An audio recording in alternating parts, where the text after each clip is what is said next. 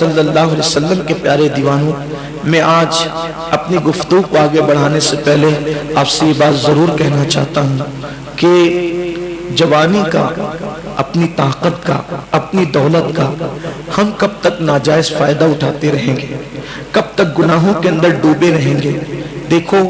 اللہ تعالیٰ جب تک ڈھیل دیتا ہے تب تک ڈھیل دیتا ہے۔ جب اللہ تبارک و تعالیٰ رسی ٹائٹ کر دیتا ہے، ڈوری ٹائٹ کر دیتا ہے، پھر کوئی یار نہیں ہوتا، کوئی مددگار نہیں ہوتا، کوئی دوست نہیں ہوتا، کوئی احباب نہیں ہوتے، کوئی بچانے کے لیے نہیں آتا، کوئی مدد کرنے کے لیے نہیں آتا۔ اللہ نے ہمیں اور آپ کو جوانی دی، طاقت دی، قوت دی، اللہ تعالیٰ نے مال دیا، اس کو ناراض مت کرو۔ اس نے سب کچھ دیا، جو کچھ اپنے پاس ہے وہ سب اللہ کا دیا ہوا ہے، اپنا کچھ نہیں ہے۔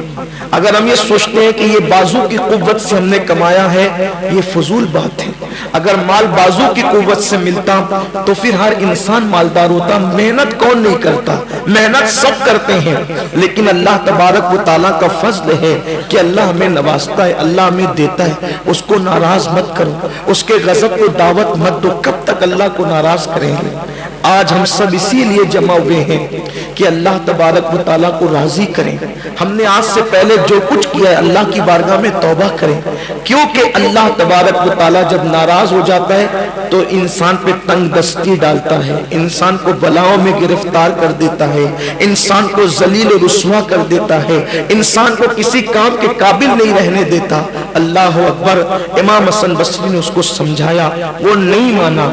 آخرکار پھر بلا میں گرفتار ہوا۔ اب جب وہ بلا میں گرفتار ہوا تو حضرت امام حسن بصری رضی اللہ تعالیٰ کو لوگوں نے کہا، حضرت اب وہ پھر بیمار ہو گیا ہے، اور اتنا بیمار ہوا ہے اب اس کے بچنے کے چانسز ختم ہو گئے، یعنی اب وہ مر جائے گا۔ اللہ کے ولی کتنے خلیق اور با اخلاق تھے، اس نے ٹکا سا جواب دیا، اس نے بے ادبی کی آپ کی شان میں۔ اس کے باوجود بھی حضرت امام حسن بصری نے فرمایا، چلو ایک مسلمان ہے، اگر اس کی موت کا وقت قریب ہے تو ہمیں اس کے گھر چلنا چاہیے اور اس کو کچھ ہمت اور حوصلے کی بات کرنا چاہیے۔ حضرت امام حسن بصری رضی اللہ تعالیٰ نے گئے، جب دیکھا تو وہ تڑپ رہا تھا، مچھلی کی طرح تڑپ رہا تھا، وہ بے چین اور بے قرار تھا۔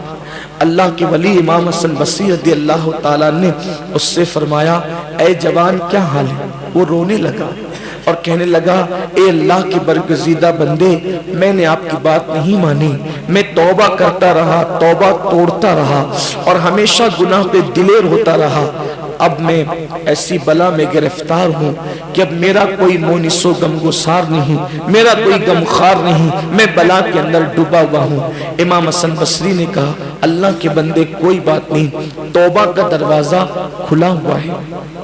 توبہ کا دروازہ کھلا ہوا ہے، اور اللہ تبارک و تعالیٰ اپنے بندوں کی توبہ کو قبول کرتا ہے۔ یہ سن کر اس نے کہا، پھر میں کیا کروں؟ فرمایا، ایک بار پھر توبہ کر، اللہ تعالیٰ تجھے پھر معاف کرے گا۔ اس نے جیسے ہی کہا، یا اللہ میں تیری بارگاہ میں توبہ کرتا ہوں، یا اللہ میں تیری بارگاہ میں توبہ کرتا ہوں، تو گھر کے کونے سے آواز آئی، اے بندے بس کر، تو دھوکے باز اور مکار ہے۔ جب تو نے توبہ کی ہم نے تیری توبہ کو قبول کیا، لیکن تو نے دھوکہ کیا، مکر کیا، اور تو توبہ کر کے ہمیشہ توبہ کو توڑتا رہا۔ امام حسن بصری نے، سب لوگوں نے جب گھر کے کونے سے یہ آواز سنی تو امام حسن بصری نے اپنے ساتھیوں سے کہا، چلو چلو اٹھو، اب اس کا قصہ تمام ہو گیا، اب اس کی آخرت برباد ہو گئی۔ نہیں سنتے کہ گھر کے کونے سے آواز آئی کہ بندے بس کر، تو دھوکے باز ہے، اب تیری توبہ قبول نہیں ہوگی، تو دھوکے باز ہے، تجھے بخشا نہیں جائے گا۔ امام حسن بصری نے کہا، اتنا سننے کے بعد اب یہاں بیٹھ کر فائدہ کیا ہے؟ روتے ہوئے امام حسن بصری اپنے گھر کی طرف چلے گئے۔ علامہ ابن الجوزی لکھتے ہیں، امام حسن بصری اپنے گھر کی طرف گئے، اس کی ماں، بوڑھی ماں بھی رونے لگی، وہ بھی رونے لگا۔ اب کیا؟ اب تو آواز آئی قدرت کی طرف سے، غیبی آواز کہ تجھے معاف نہیں کیا جائے گا۔ مگر قربان اس جوان نے کہا اپنی ماں سے، امی حسن بصری تو چلے گئے، غیبی آواز بھی آ گئی کہ تجھے معاف نہیں کیا جائے گا، لیکن مجھے یقین ہے کہ میرا اللہ بڑا ستار و غفار ہے، میرا اللہ بڑا کریم ہے، اے میری ماں ایک کام کر، تو میری ماں ہے، میں تجھے اللہ کی قسم دے کر کہتا ہوں میرے گلے میں رسی ڈال، میرے گلے میں رسی ڈال اور مجھے گھر کے چاروں کونے میں گھسیٹ اور میرے چہرے کو دھول لگا کر اس پہ پیر رکھ کر کے کہنا یہ اس کی سزا ہے جس نے اللہ کے ساتھ بغاوت کی ہے اور گناہ کی ہے، اور کہنا کہ اللہ تو کریم ہے، تو مہربان ہے، تو معاف کرنے والا ہے، مولا تو وہ ہے جس نے 50 سال کے بعد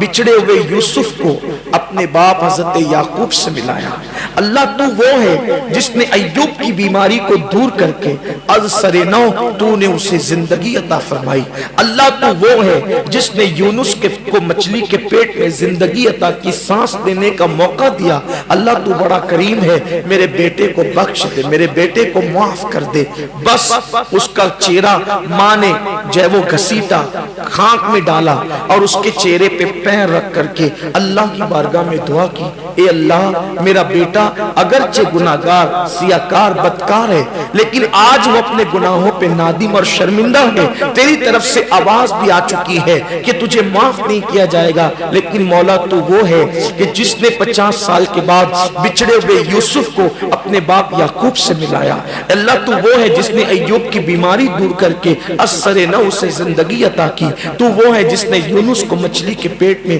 جو ہے وہ سانس لینے کی توفیق عطا فرمائی، مولا اگر تو میرے اس بچے کو بخش دے گا تو تیرا نقصان اس میں کیا ہے؟ یہ کہہ کر ماں بھی رونے لگی اور وہ جوان بھی رونے لگا، غیب سے آواز آئی جا ہم نے تیرے بیٹے کو بخش دیا، اور یہ آواز صرف گھر میں نہیں آئی بلکہ حضرت سیدنا امام حسن بصری کے کانوں تک بھی پہنچی کہ اللہ تبارک و تعالیٰ نے اس کو بخش دیا اور اس کو معاف فرما دیا۔ میرے پیارے آقا صلی اللہ علیہ وسلم کے پیارے دیوانوں، اللہ تبارک و تعالیٰ کی رحمتوں کو بس بخشش کا بہانہ چاہیے، اللہ کی رحمتیں بخشش کا بہانہ تلاش کرتی ہے، اور یہ جو آج کی رات ہے، آج کی رات تو خاص بخشش کی رات ہے، آج کی رات تو خاص مغفرت کی رات ہے۔ اللہ کے رسول علیہ السلام فرماتے ہیں 5 راتوں میں دعائیں رد نہیں ہوتی، ایک رجب کی پہلی رات، دوسری شب برات، تیسری شب قدر، چوتھی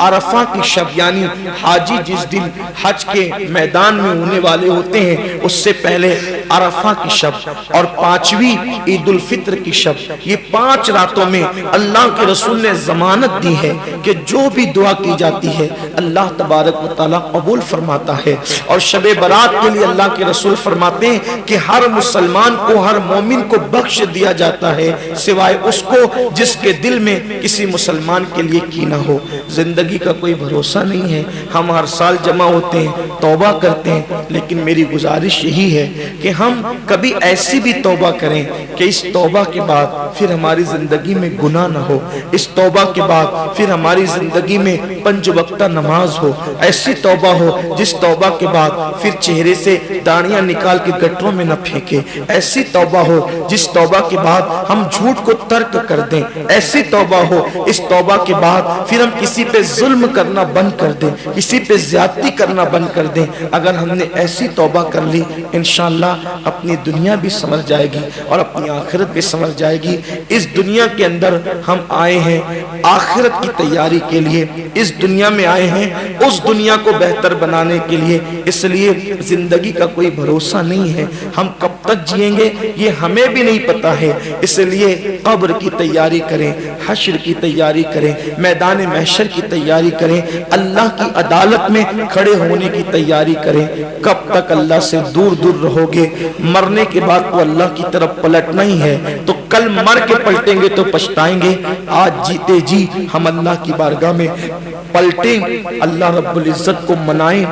اللہ کو راضی کریں۔ ایک بزرگ اکثر قوم سے فرماتے تھے اے لوگوں اللہ سے صلح کر لو، اے لوگوں اللہ سے صلح کر لو، اے لوگوں اللہ سے صلح کر لو، اور جب قبرستان جاتے تھے تو قبر والوں کے متعلق کہتے تھے اے اللہ ان سے صلح کر لے، اے اللہ ان سے صلح کر لے۔ کسی نے کہا حضرت آپ کی بولی بولی بدل کیوں جاتی ہے؟ بزرگ فرماتے ہیں جب تک انسان زندہ ہوتا ہے اللہ اس کو معاف کرنے کے لیے تیار ہوتا ہے، مگر بندہ اللہ سے معافی نہیں مانگتا، اور جب وہ مر کر عذاب میں گرفتار ہو جاتا ہے اب وہ معافی مانگتا ہے، لیکن اللہ اس کے لیے توبہ کا دروازہ بند کر دیتا ہے۔ موت کی آخری ہچکی توبہ کا دروازہ بند کر دیتی ہے۔ اس سے پہلے کہ موت کی آخری ہچکی آئے اور ہم پہ توبہ کا دروازہ بند ہو جائے، ہم اللہ کی بارگاہ میں توبہ کر لیں، اور جوانی کی توبہ اللہ کو بہت پسند ہے۔ حدیث پاک میں آتا ہے جب کوئی جوان توبہ کرتا ہے